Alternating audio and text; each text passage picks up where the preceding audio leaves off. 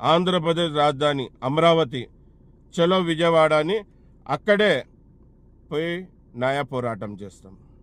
ఎందుకంటే కర్నూలులో న్యాయం దొరకడం లేదు కనుక, కర్నూలులో న్యాయం చేయడం లేదు కనుక మమ్మల్ని కర్నూలులో ఉండే డ్రైవర్లని రవాణా శాఖ అధికారులు పట్టించుకోవడం లేదు కనుక మేము మా రాజధానిలో పోయి విజయవాడలో న్యాయ పోరాటం చేస్తాం, అక్కడే నిరసన తెలియజేస్తాం.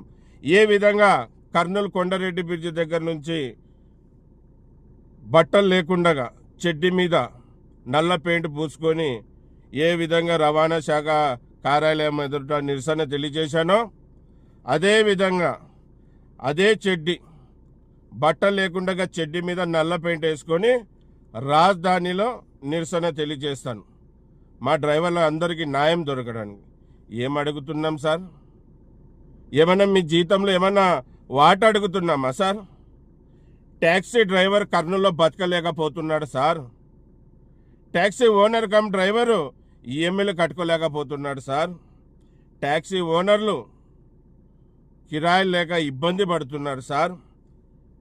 ట్రావెల్స్లు మూత పడిపోతున్నాయి సార్, వ్యాపారాలు లేక అని చెప్తున్నాం. వీళ్ళందరికీ న్యాయం చేయండి సార్ అంటే ఏం సార్ మీకు ఇబ్బంది? న్యాయబద్ధంగా తిరిగే వాళ్ళు కదా సార్.